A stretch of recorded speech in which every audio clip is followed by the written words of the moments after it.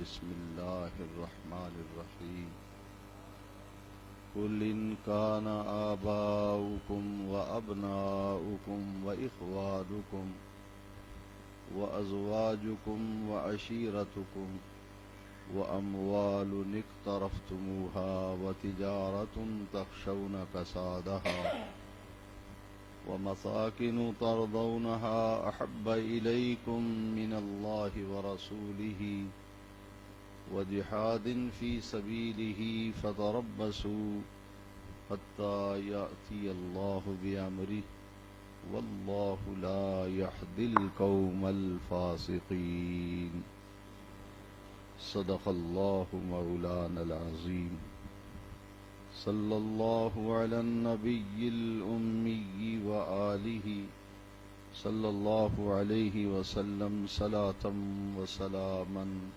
عليك يا رسول الله صلاة وسلاما عليك يا حبيب الله. صدر محفل گرامی قدر حضرت علامہ الحاج فیض الرحمن صاحب کریمی مد ظلہ العالی، محب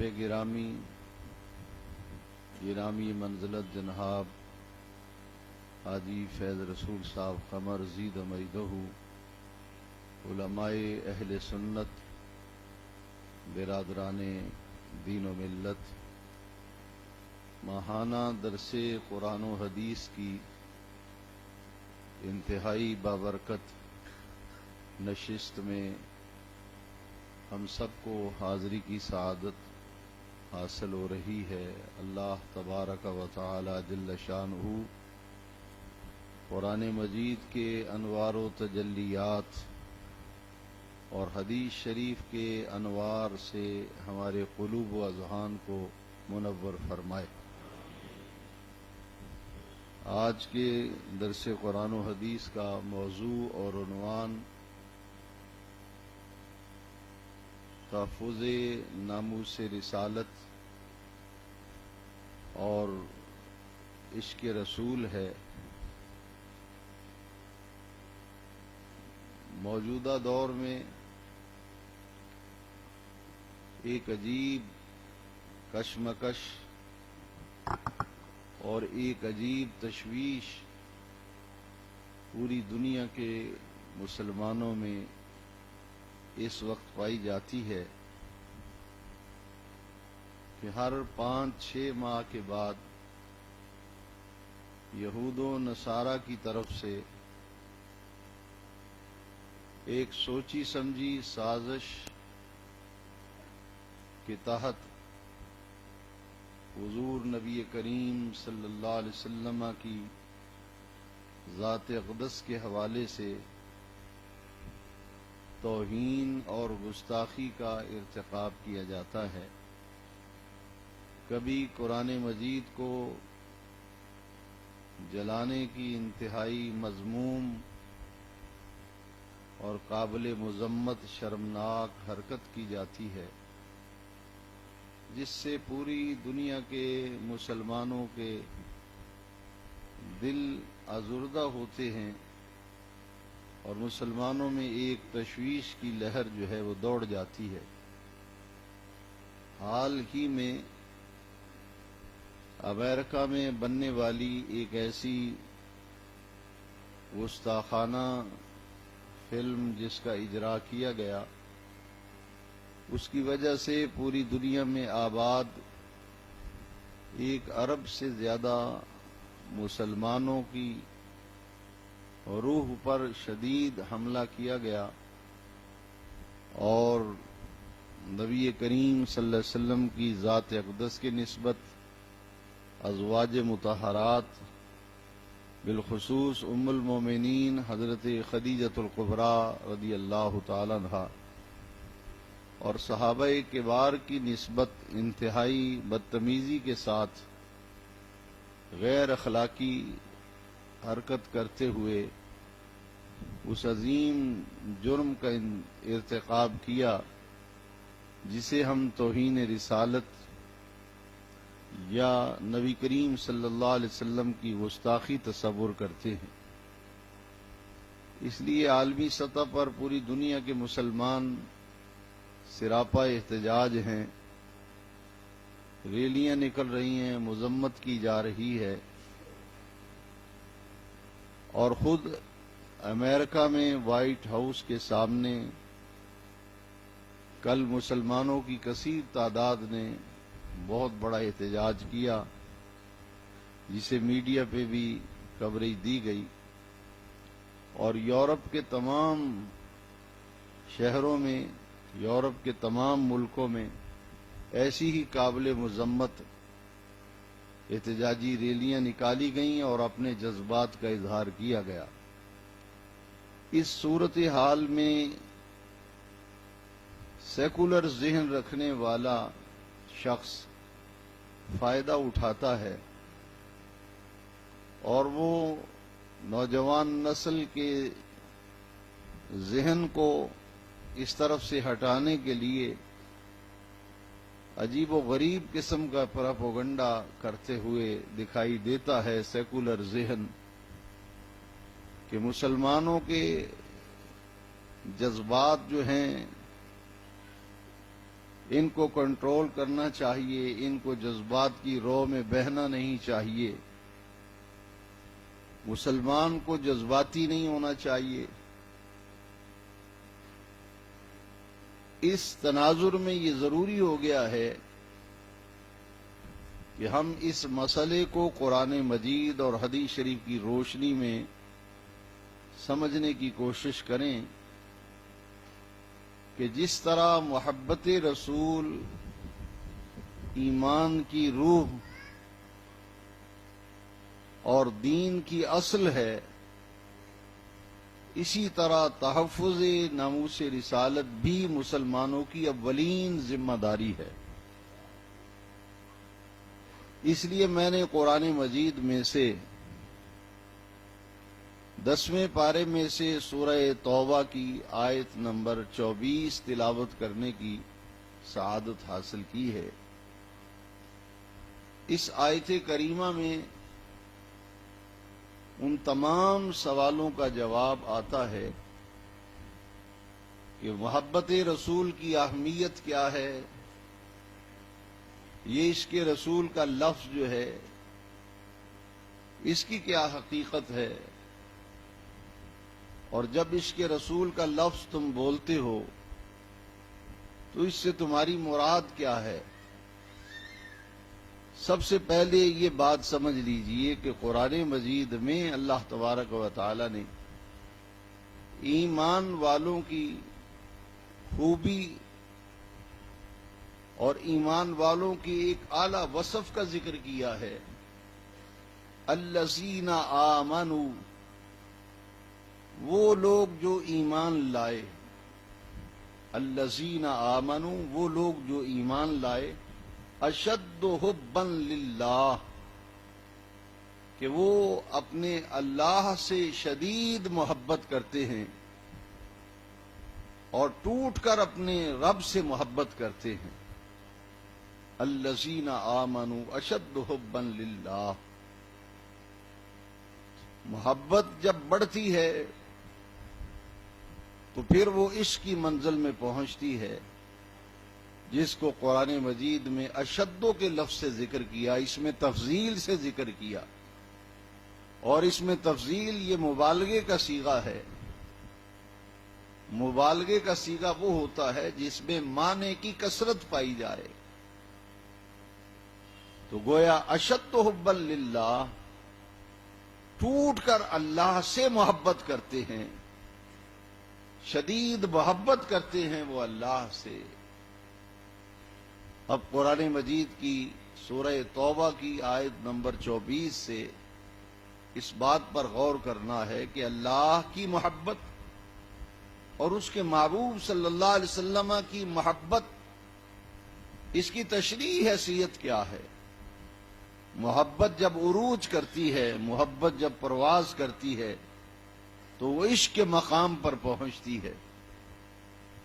جیسا کہ ایک حوالہ یہاں کوٹ کرنا چاہوں گا تاکہ لفظ عشق رسول پر اٹھنے والے سوالات کا جواب آپ کے ذہن میں بیٹھ جائے کہ اعلان نبوت سے پہلے نبی کریم صلی اللہ علیہ وسلم جب غار حرا میں کبھی 10 دن کے لیے کبھی 15 دن کے لیے سرکار تشریف لے جاتے تھے، نہ کچھ کھاتے نہ کچھ پیتے، کبھی ستو اور جو سرکار لے جاتے، زمزم لے جاتے، کئی روز فاقہ کشی میں گزر جاتے، اور نبی کریم صلی اللہ علیہ وسلم کا جو کھانا پینا حضور نے چھوڑا، اللہ کی عبادت و ذکر میں مصروف رہے، تو عرب کے جو شعراء ہیں انہیں جب پتہ چلا حضور سید عالم علیہ السلام کی نسبت کہ آپ غار حرا میں تشریف لے جاتے ہیں، کچھ کھاتے نہیں کچھ پیتے نہیں، کھانا پینا چھوٹ گیا ہے، کسی کی محبت میں کسی کی یاد میں وارفتہ رہتے ہیں، تو ان کا جو کھانا پینا چھوٹا ہے، کسی کی محبت میں یہ حال بنا ہوا ہے کہ نہ کھاتے ہیں نہ پیتے ہیں، اور خلوتوں میں جا کر کے ڈیرا بسایا ہے، تو عرب کے شاعروں نے جو جملہ بولا وہ قابل توجہ ہے۔ انہوں نے کہا ان محمدن صلی اللہ علیہ وسلم عاشقا ربہ، کہ محمد پاک کو اپنے رب سے عشق ہو گیا ہے۔ انا محمدن عاشقا ربہ، محمد پاک کو اپنے رب سے عشق ہو گیا ہے۔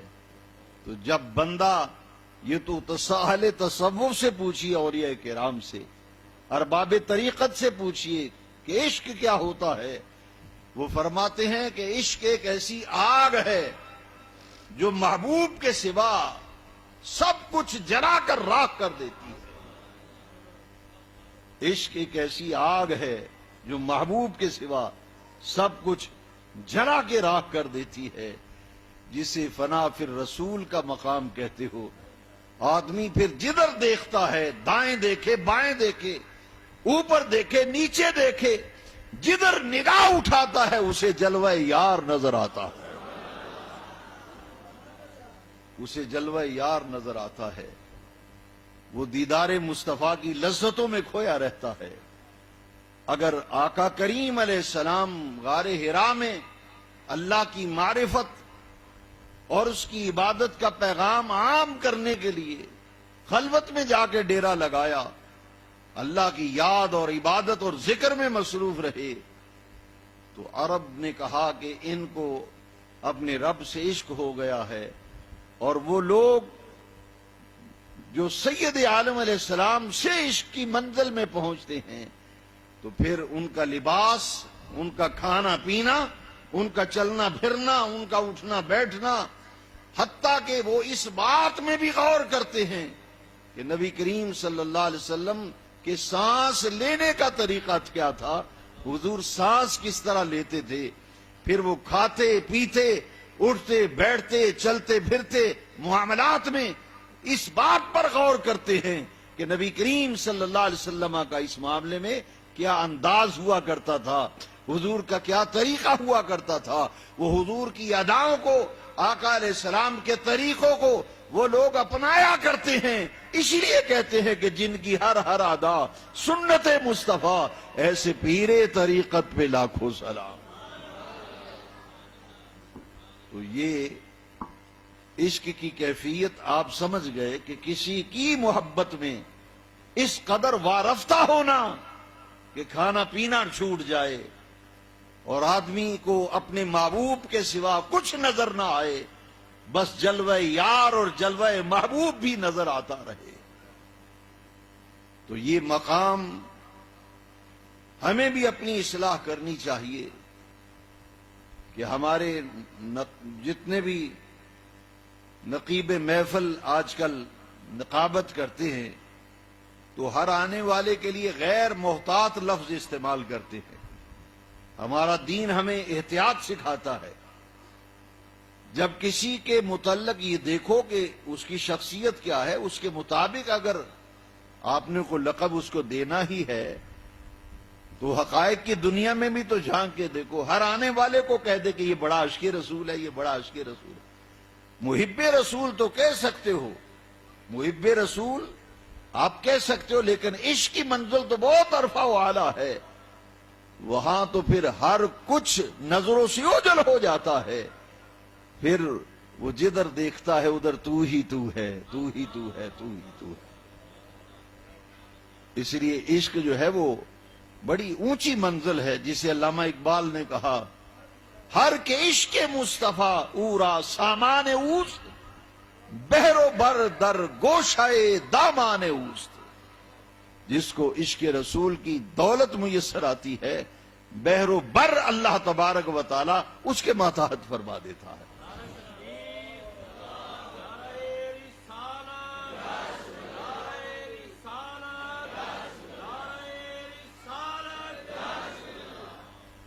اس کا کھانا پینا چھوٹ جاتا ہے، اس کا لباس، اس کا اٹھنا بیٹھنا پھر حضور کی سنت کے مطابق ہوتا ہے.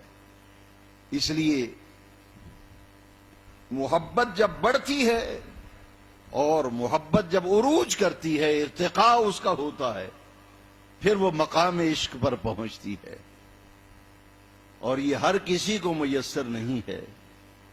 قرآن مجید میں اللہ تبارک و تعالی نے سورہ توبہ کی آیت نمبر 24 میں فرمایا، اے میرے محبوب صلی اللہ علیہ وسلم آپ فرما دیجئے، قُلْ إِنْ كَانَ آبَاؤُكُمْ وَأَبْنَاؤُكُمْ وَإِخْوَانُكُمْ وَأَزْوَاجُكُمْ وَعَشِيرَتُكُمْ. اب دیکھیے کہ محبت رسول کس قدر اہمیت کی حامل ہے.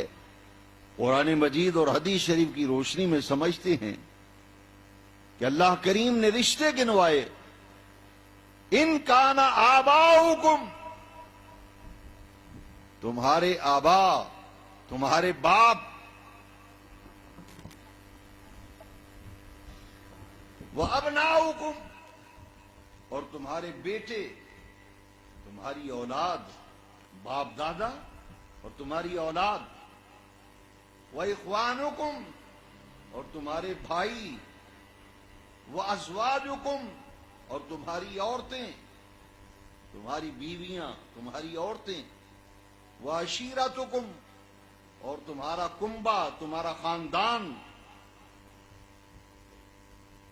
یہی نہیں فرمایا، یہ رشتے گنوا کر پھر اللہ تبارک و تعالی نے ارشاد فرمایا وَأَمْوَالٌ اقْتَرَفْتُمُوهَا، تمہارے کمائی کے مال، جو مال تم کماتے ہو وہ، وَتِجَارَةٌ تَخْشَوْنَ كَسَادَهَا، اور تمہاری وہ تجارت، تمہارا وہ کاروبار جس میں تمہیں گھاٹے اور نقصان کا اندیشہ رہتا ہے، فکر رہتی ہے کہ یہ میرا مال تجارت ہے، یہ میرا سودا ہے، اس میں کہیں خسارہ نہ ہو، گھاٹا نہ ہو، نقصان نہ ہو. پہلے رشتے گنوائے، تمہارے باپ، تمہارے بیٹے، تمہارے بھائی، تمہاری عورتیں، تمہارے کمائی کے مال، تمہاری تجارت کا سودا جس میں تمہیں نقصان کا اندیشہ رہتا ہے.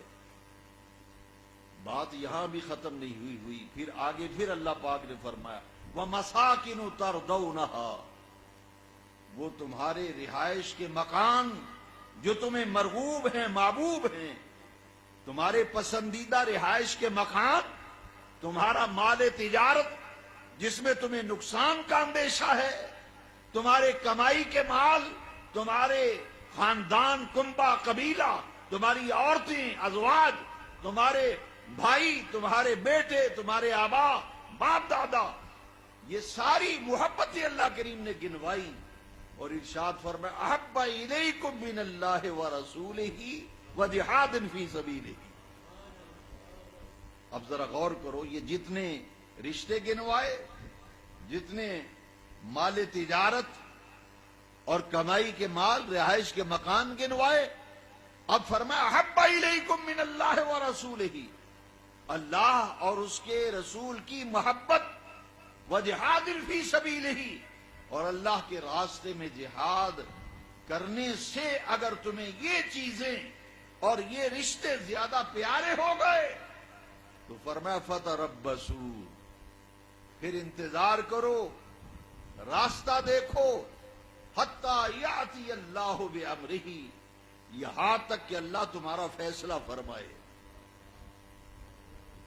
یہاں فیصلے سے مراد عذاب ہے، سزا ہے، کہ ان سے اللہ اور اس کے رسول کی محبت اگر معاذ اللہ مغلوب ہو گئی اور ان چیزوں کی محبت غالب آ گئی تو اللہ کریم نے فرمایا پھر راستہ دیکھو، انتظار کرو۔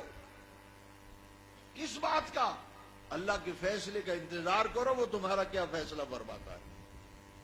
واللہ لا یہدی القوم الفاسقین، کہ اللہ تبارک و تعالی فاسقوں کو ہدایت نہیں دیتا۔ اب اس آیت کریمہ میں ذرا غور کیجئے کہ محبت کا لفظ آیا نا، احب الیکم من اللہ ورسولہ، یہاں میں 2-3 آیات کا مزید حوالہ دینا چاہوں گا کہ رسول اللہ سے محبت، خدا سے محبت۔ یہاں فرمایا نا احب الیکم من اللہ ورسولہ، اور ایک مقام پر قرآن مجید میں ہی فرمایا اطیعوا اللہ واطیعوا الرسول، اللہ کی اطاعت کرو اور اللہ کے رسول کی اطاعت کرو، اللہ کا حکم مانو، اللہ کے رسول کا حکم مانو۔ اور پھر فرمایا من یطیع الرسول فقد اطاع اللہ، جس نے اطاعت کی رسول کی اس نے اطاعت کی اللہ کی، جس نے حکم مانا اللہ کے رسول کا اس نے حکم مانا اللہ کا۔ پتہ یہ چلا کہ محبت رسول اس قدر اہمیت کی حامل ہے کہ اقبال کو بھی کہنا پڑا کہ مغز قرآن روح ایمان۔ یہ ایک ارب سے زیادہ مسلمان گستاخانہ فلم کی مذمت کے لیے اور توہین رسالت پر کیوں دل پارا پارا، دل زخمی زخمی کیوں ہے؟ اس لیے کہ ان کے قلوب، ان کے سینے محبت رسول سے منور ہیں، اور ان کی غیرت توہین رسالت برداشت نہیں کرتی، اس لیے میدان میں نکل کر کہہ رہے ہیں کہ مغز قرآن روح ایمان جانے دی، مغز قرآن روح ایمان جانے دی، ہست حب رحمت للعالمین، ہست حب رحمت للعالمین۔ اب حضور کی محبت یہ کیا ہے؟ ذرا غور کیجئے کہ ایک صحابی علماء موجود ہیں، یہاں ایک حدیث شریف سن لیجئے پھر میں آگے بڑھتا ہوں تاکہ یہ واضح ہو جائے آیت کریمہ میں جو رشتے گروائے گئے۔ قُلْ إِنْ كَانَ آبَاؤُكُمْ وَأَبْنَاؤُكُمْ وَإِخْوَانُكُمْ وَأَزْوَاجُكُمْ وَعَشِيرَتُكُمْ۔ اب حدیث شریف سنیے، سید عالم علیہ السلام نے فرمایا لا یؤمن احدکم حتی اکون احب الیہ من والدہ وولدہ والناس اجمعین۔ اس آیت کریمہ کی مزید وضاحت جو ہے اس حدیث شریف سے آ جائے گی۔ حضور نبی کریم علیہ السلام نے فرمایا ہرگز وہ مومن نہیں ہو سکتا، لا یؤمن، ہرگز وہ کامل مومن نہیں ہو سکتا، احدکم، تم میں سے کوئی ایک اس وقت تک کامل مومن نہیں ہو سکتا حتی اکون احب الیہ، یہاں آیت کریمہ میں بھی لفظ آیا احب الیکم من اللہ ورسولہ، اور حدیث شریف میں بھی یہی لفظ آئے حتی اکون احب الیہ من والدہ وولدہ والناس اجمعین، اس کے باپ، اس کے بیٹے اور دنیا کے تمام لوگوں سے بڑھ کر جب اسے میں زیادہ محبوب و پیارا نہیں ہو جاؤں گا اس وقت تک وہ کامل مومن نہیں ہو سکتا۔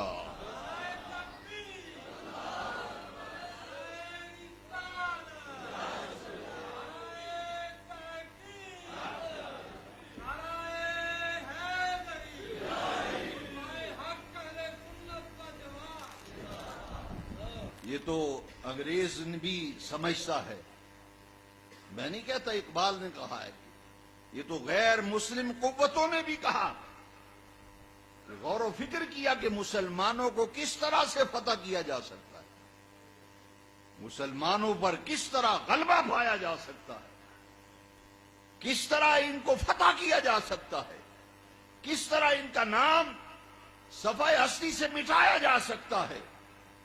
تو یہ تو انہوں نے بھی کہا کہ وہ فاقہ کش جو موت سے ڈرتا نہیں ذرا، روح محمد اس کے بدن سے نکال دو۔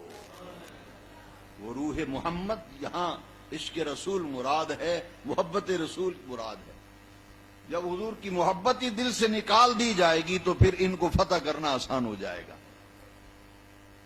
اس لیے حدیث شریف اور قرآن شریف کی آیت کریمہ سے یہ بات بالکل واضح سمجھ میں آ گئی، اور ہم نے غور کیا قرآن پاک میں اور حدیث شریف، تو ہم اس نتیجے پر پہنچے کہ اللہ تبارک و تعالی جل شانہ کی محبت، اس کے پیارے محبوب کی محبت، یہ ایمان کی روح ہے، روح ایمان، جان دین کی جان ہے، قرآن کا مغز ہے، کیونکہ قرآن میں جگہ جگہ اللہ تبارک و تعالی نے اپنے محبوب کی عظمت کو اجاگر کیا ہے۔ تو جب محبت رسول ایمان کی روح ہے تو پھر جس سے محبت ہو اس کی عزت پر کوئی حملہ کرے تو محب کیسے برداشت کرتا ہے کہ میرے محبوب کی عزت پر کوئی حملہ کرے؟ اس لیے میں نے ابتدا میں کہا کہ جس طرح محبت رسول دین کی اصل ہے، مجھے کعبے کے رب کی قسم ہے، اسی طرح ناموس رسالت کا تحفظ یہ بھی ایمان کی روح ہے۔ آپ دیکھیے کہ ایک صحابی باغ میں کام کر رہے ہیں، باغ میں گوڈی کر رہے ہیں، کام کر رہے ہیں، کسی نے آ کر کے بتایا کہ تو باغ میں کام کر رہا ہے، تجھے خبر نہیں ہوئی، اطلاع نہیں ملی کہ نبی پاک کا وصال ہو گیا صلی اللہ علیہ وسلم، حضور کا وصال ہوا ہے۔ انہوں نے وہیں سب کچھ چھوڑا اور کھڑے ہو گئے، آپ دیدہ ہوئے اور شدت غم سے نڈال ہو گئے، اور آسمان کی طرف دیکھ کر کہا کہ باری تعالیٰ مجھے اب ان آنکھوں کی ضرورت نہیں رہی۔ رسول اللہ صلی اللہ علیہ وسلم کا جلوہ زیبا دیکھا کرتا تھا، تو جب ظاہراً حضور کا دیدار اب نہیں ہوگا تو پھر مجھے ان آنکھوں کی ضرورت نہیں، میری آنکھیں واپس لے لے۔ اب مجھے ان کی حاجت و ضرورت نہیں رہی۔ اب ذرا غور کیجئے کہ یہ ہے شدت محبت،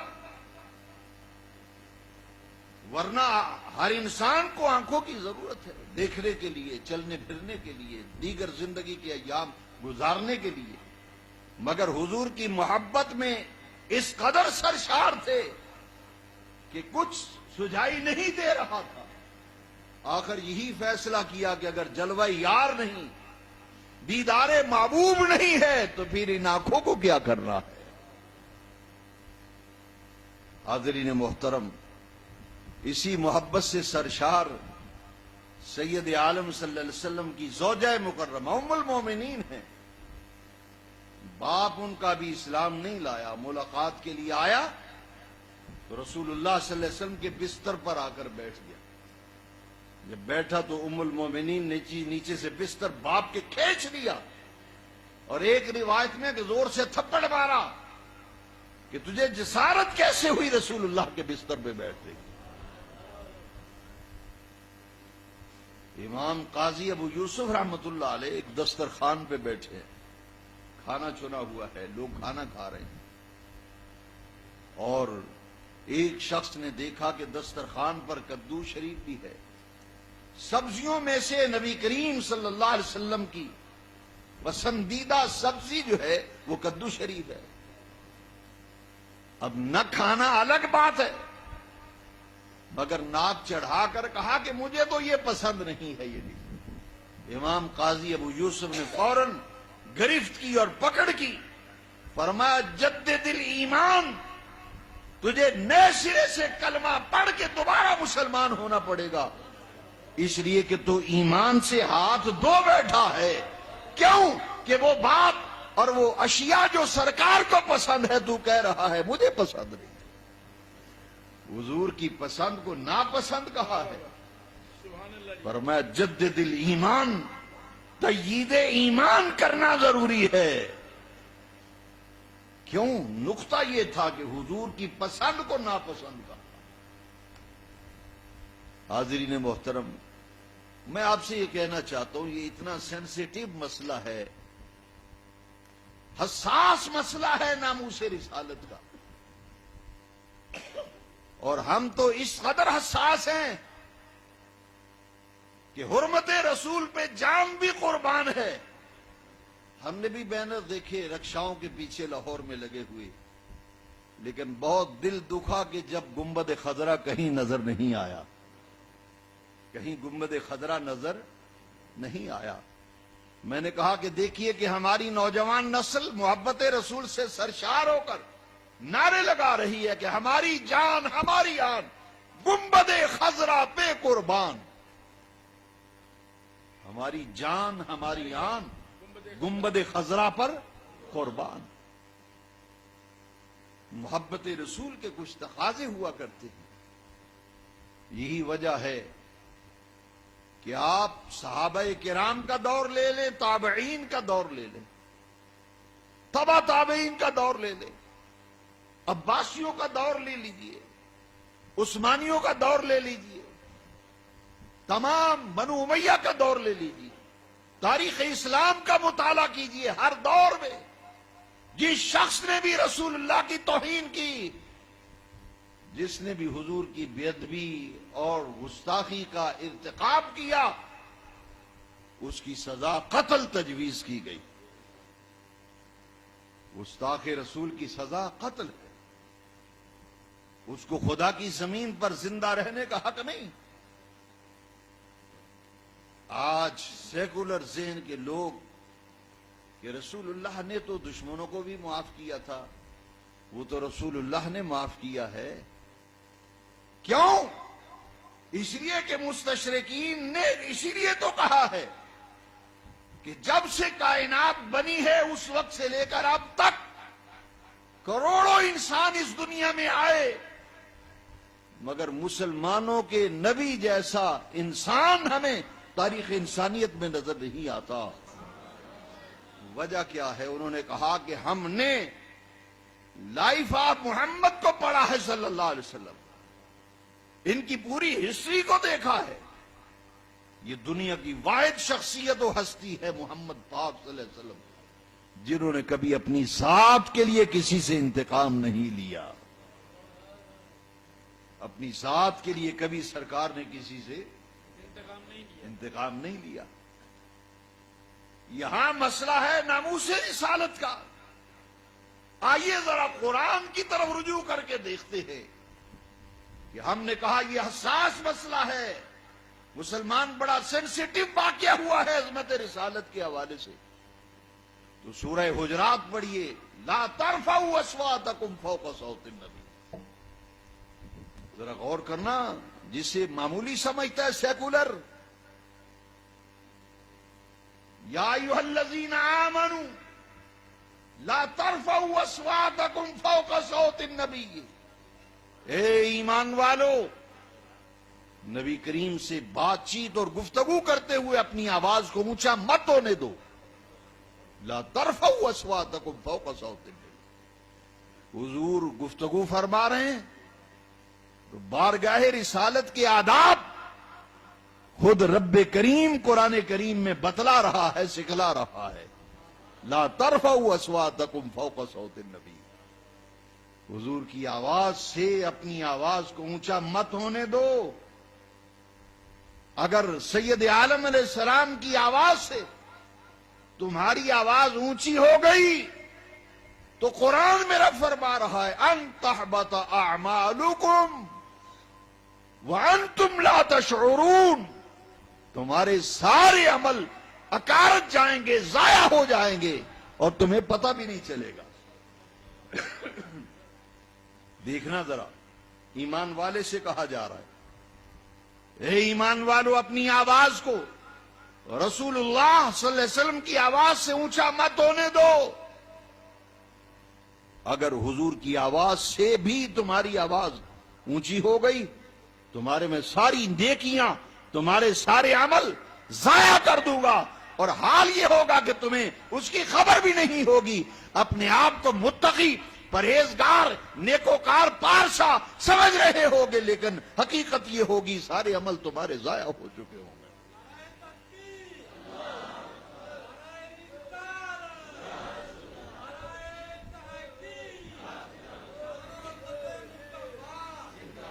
لا تقدموا بین یدی اللہ ورسولہ، حجرات، لا تقدموا بین یدی اللہ ورسولہ۔ اے ایمان والو، اللہ اور اس کے رسول سے آگے ہرگز مت بڑھو، اپنی آواز کو حضور کی آواز سے اونچا مت ہونے دو، تمہارے عمل ضائع ہو جائیں گے، تمہیں اس بات کی خبر بھی نہیں ہوگی۔ میں اس سیکولر ذہن کے لوگوں کو دو ٹوک الفاظ میں بتا دینا چاہتا ہوں، یہ تو کہتے ہو، ہم بھی کہتے ہیں کہ حضور نے کعبے کی چوکھٹ کو پکڑ کے فرمایا تھا فتح مکہ کے دن، لا تثریب علیکم الیوم، جاؤ سب ستانے والوں کو، اذیتیں دینے والوں کو ہم نے معاف کر دیا، کسی سے کوئی مواخذہ، کوئی انتقام، کوئی پکڑ نہیں ہے۔ لیکن چار انتہائی درجے کے بدتمیز قسم کے گستاخ نبی کریم علیہ السلام، حضور کی توہین کا کوئی موقع ہاتھ سے خالی نہ جانے دینے والے پرلے درجے کے گستاخ، سرکار نے فرمایا یہ چار نام سرکار نے گنوائے، فرمایا سنو، اگر یہ کعبے کے غلاف میں بھی لپٹے ہوئے ہو تو ان کا وہی قتل کر دینا، میں نے ان کو مت چھوڑنا۔ کیوں؟ اس لیے کہ آنے والی نسلوں کو پتہ چل جائے کہ جو رسول اللہ صلی اللہ علیہ وسلم کی گستاخی کرتا ہے اس کی سزا قتل ہے۔ چار ائمہ ہے فقہ کے، کسی امام کا اختلاف نہیں اس مسئلے، متفق علیہ مسئلہ ہے کہ گستاخ رسول کی سزا قتل ہے۔ اور آپ دیکھیے، اس پر میں قرآن کی نص لا رہا ہوں، آج کے درس سے قرآن و حدیث کا نقطہ کمال قرآن مجید کی وہ آیت کریمہ ہے جو اب میں پیش کرنے لگا ہوں، تاکہ سیکولر ذہن کے شکوک و شبہات کو آج بادل چھٹ جائے اور قرآن کی تعلیم، حدیث کی تعلیم کھل کر سامنے آ جائے۔ سیدنا عمر فاروق رضی اللہ تعالیٰ عنہ، آپ بیٹھے ہیں، ایک دو آدمی آ گئے، انہوں نے کہا جناب ہمارا جھگڑا ہے، آپ سے فیصلہ کرانے آئے ہیں، فیصلہ کر دیجئے۔ فرمایا کیا فیصلہ کرانا ہے؟ وہ بولنے والا یہودی تھا، اس نے کہا جی میں یہودی المذہب ہوں اور یہ تمہارا کلمہ گو مسلمان بھائی ہے، ہمارا جھگڑا ہو گیا، میں کہتا ہوں کہ زرہ میری ہے اور یہ تمہارا کلمہ گو مسلمان کہتے ہیں میری ہے، آپ سے فیصلہ کرانے آئے، آپ ہم دونوں کی بات سن کے فیصلہ کر دیں۔ بہت توجہ سے سننا، قرآن کی نص لا رہا ہوں۔ آپ نے فرمایا جاؤ، میرے آقا موجود ہیں سید عالم علیہ السلام، جب حضور جلوہ گر ہیں، تشریف فرما ہیں، رونق افروز ہیں، تو میں کون ہوتا ہوں حضور کے ہوتے ہوئے فیصلہ کرنے والا؟ عمر تمہارا فیصلہ نہیں کرے گا، نبی پاک صلی اللہ علیہ وسلم کے پاس جاؤ، حضور سے فیصلہ کرو۔ وہ یہودی کیا کہتا ہے ذرا غور سے سننا۔ اس نے کہا کہ حضور کے پاس ہم گئے تھے، حضور نے ہماری دونوں کی بات سنی اور حضور نے میرے حق میں فیصلہ کر دیا ہے، لیکن تمہارا یہ کلمہ گو، یہ مسلمان بھائی تمہارا کلمہ گو یہ نہیں مانتا۔ حضرت عمر بڑے حیران ہوئے، فرمایا بتاؤ، گئے تھے سرکار کے پاس، وہ نمازی، وہ کلمہ گو جو در حقیقت منافق تھا، اس نے کہا جی ہاں گئے تھے حضور کے پاس۔ انہوں نے کہا پھر حضور نے کیا فیصلہ کیا؟ ذرا سنیے، ذرا کس قسم کی توہین ہے اور سزا کیا ہے؟ اس نے کہا کہ حضور نے کوئی ہماری بات توجہ سے نہیں سنی، اور حضور نے معاذ اللہ ثم معاذ اللہ حاکم بدہن کہ حضور نے انصاف نہیں کیا، معاذ اللہ ہماری بات توجہ سے نہیں سنی، اس لیے آپ کے پاس آئے ہیں کہ آپ ہماری غور سے بات سن لیں اور ہمارا فیصلہ کر دیں۔ جبکہ سرکار نے یہودی سے کہا بھائی تیرے پاس گواہ ہے تو لے آ، اس کلمہ گو سے کہا وہ گواہ نہیں لا سکا کہ زرا میری ہے، یہودی نے گواہ پیش کر دیے کہ ان گواہوں نے کہا جی ہم گواہی دیتے ہیں کہ زرا اس کی ہے، وہ کلمہ گو اس گواہ پیش نہ کر سکا، حضور نے فیصلہ کر دیا۔ حضرت عمر نے کہا اچھا حضور مصروف تھے، تمہاری بات حضور نے توجہ سے نہیں سنی، فیصلہ صحیح نہیں ہوا اور میرے پاس فیصلہ کرانے آئے ہو۔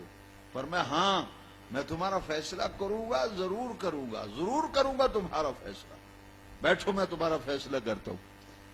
آپ اندر تشریف لے گئے اور تلوار لے کر کے آئے، تلوار لا کر فرمایا اس نام نہاد کلمہ گو سے، یہودی سے پہلے پوچھا کہ بتاؤ حضور نے کیا فیصلہ کیا؟ اس نے کہا کہ نبی پاک علیہ السلام نے میرے حق میں فیصلہ کیا ہے، یہ کلمہ گو نہیں مانتا۔ آپ نے فرمایا یہودی کہتا ہے مجھے قبول ہے، فرمایا تو بتا بھئی تجھے نبی پاک نے فیصلہ کیا کیا؟ اس نے کہا جی اس کے حق میں کیا ہے۔ تو فرمایا تجھے قبول نہیں ہے؟ کہتا جی قبول نہیں ہے اس لیے کہ انصاف نہیں کیا۔ آپ نے تلوار لے کر ایک ہی وار میں اس کی گردن کاٹ کر رکھ دی، فرمایا جاؤ اعلان کر دو جس کو محمد پاک کا فیصلہ قبول نہیں صلی اللہ علیہ وسلم، اس کا فیصلہ عمر کی تلوار یہی کرے گی۔ گردن کاٹ دی، عمر کی تلوار کا یہی فیصلہ ہے اس کے بارے میں جس کو آقا کا فیصلہ قبول نہیں ہے۔ اب کیا ہوا، وہ جتنی اینڈ پارٹی تھی نا، وہ منافق اینڈ کمپنی، وہ اکٹھے ہو گئے، انہوں نے کہا دیکھو جی ایک نمازی کو مار دیا عمر نے، بلے ہوئے نمازی، یہ کلمہ گو کو مار دیا ہے، وہ ایسا کلمہ گو جو رسول اللہ کی گستاخی اور بے ادبی کا ارتکاب کر رہا تھا۔ عمر نے مسلمان قتل کر دیا، کلمہ گو مار دیا، نمازی مار دیا۔ بڑی زوردار جب مہم چلائی گئی نا، اللہ کی غیرت نے گوارا نہ کیا کہ میری محبت سے سرشار ہو کر میرے محبوب کی فیصلے کو قبول نہ کرنے والے کا جو فیصلہ عمر کی تلوار نے کیا ہے وہ حق فیصلہ ہے۔ رب نے جبریل کو اسی وقت آیتیں دے کے بھیج دیا۔ جبریل ہاں رب جلیل، فرمایا جبریل جاؤ یہ آیتیں لے جاؤ، ابھی اور اسی وقت آیتیں لے جاؤ میرے محبوب پر، ابھی لے جاؤ، میں بے نیاز رب ہو کے فیصلہ کرتا ہوں، عمر نے جو کیا ہے حق کیا ہے، صحیح کیا ہے۔ گستاخ رسول کی سزا یہی ہے۔ آیتیں لے کے آئے جبریل، فلا وربک، مجھے محبوب مجھے تیرے رب کی قسم ہے، فلا وربک، محبوب مجھے تیرے رب کی قسم ہے، لا یؤمن احدکم حتی اکون احب الیہ۔ حدیث شریف سنی آپ نے، ماں باپ اولاد دنیا کے تمام لوگ ان سے بڑھ کر حضور کو محبوب جانو۔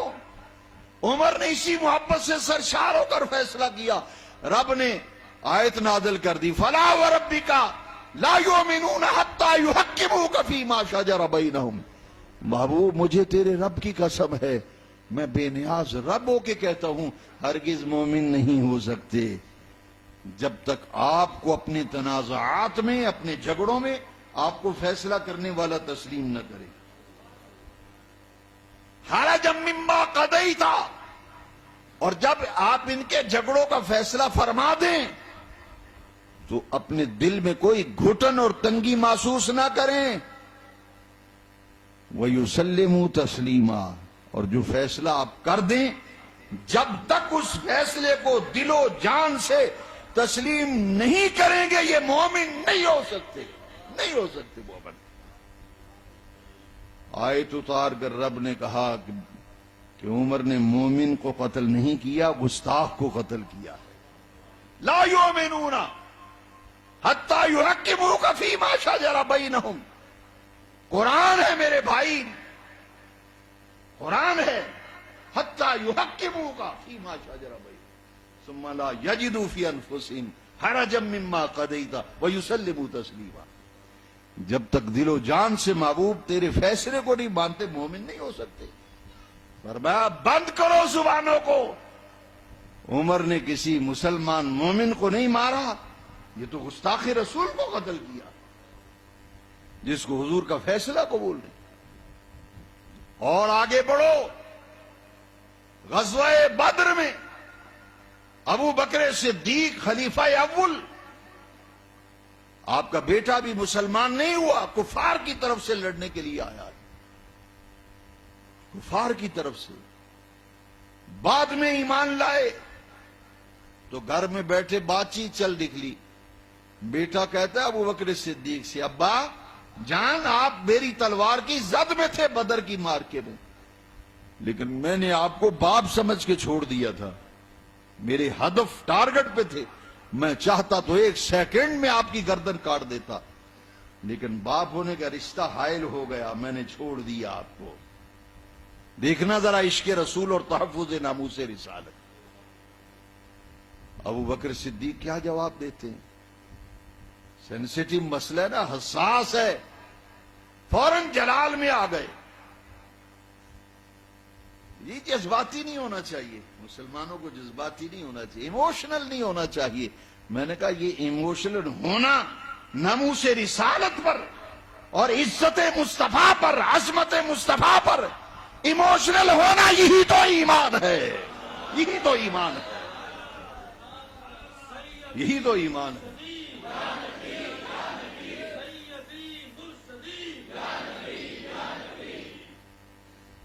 صحابہ ایموشنل ہوئے تو سرکار کے وضو کا پانی زمین پہ نہیں گرنے دیا. عقل قربا کن بپیش مصطفیٰ.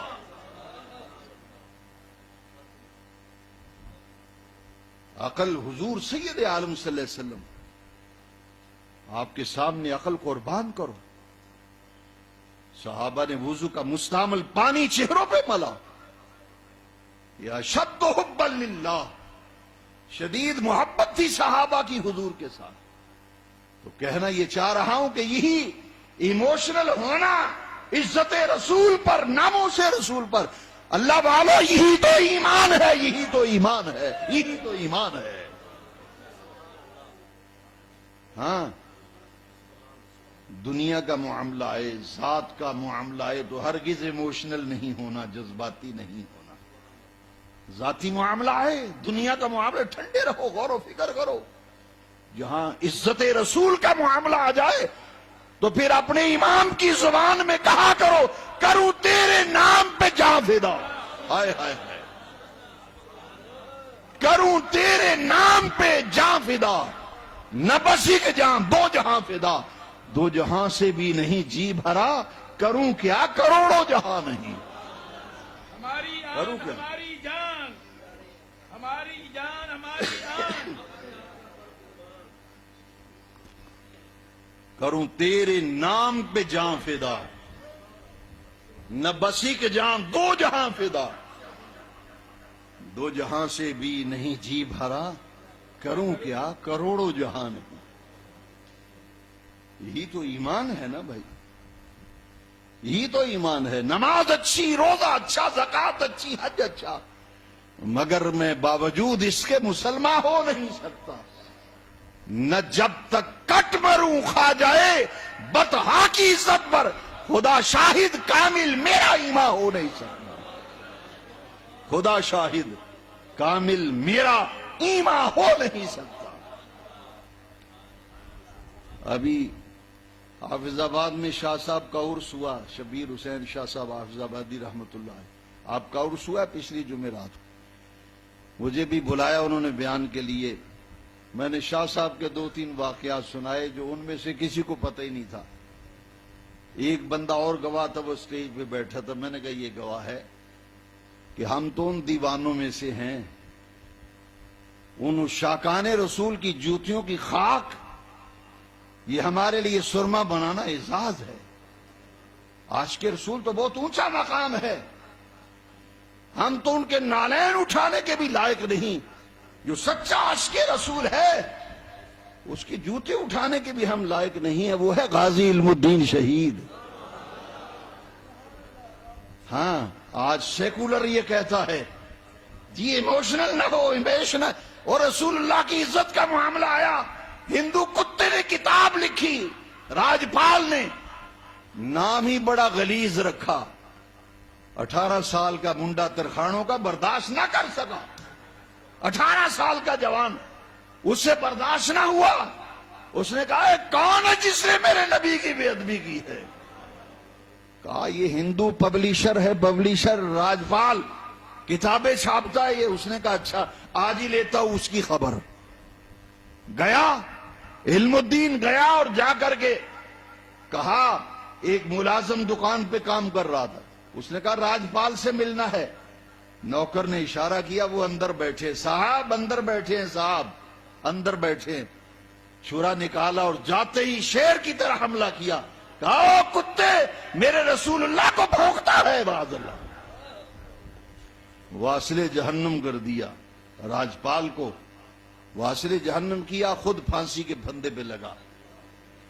قائد اعظم محمد علی جناح وکیل ہیں علم الدین کے، علامہ اقبال گئے، محمد علی جناح گئے، کہا علم الدین پورا پاکستان تیری وجہ سے پریشان ہے، تیری جان بچانے کے لیے مجھے وکیل بنایا گیا ہے، میں تیرا وکیل ہوں، وکالت کر رہا ہوں، بس عدالت میں اتنا سا بیان دے دے، باقی کام ہم جانے، ہمارا کام جانے۔ تو نے جج کے سامنے کہنا ہے میں وہ علم الدین نہیں ہوں جس نے راجپال کو قتل کیا، وہ کوئی اور علم دین ہے۔ ان کا قائد اعظم صاحب مر کے پہنچا ہوں یہاں اس دل ربا کے لیے۔ یہ صحرا میرے سر سج رہا ہے، اور یہ ہے عشق رسول، یہ ہے عشق رسول، یہ ہے عشق رسول۔ کروں تیرے نام پہ جان فدا، نہ بسی کے جان دو جہاں فدا، دو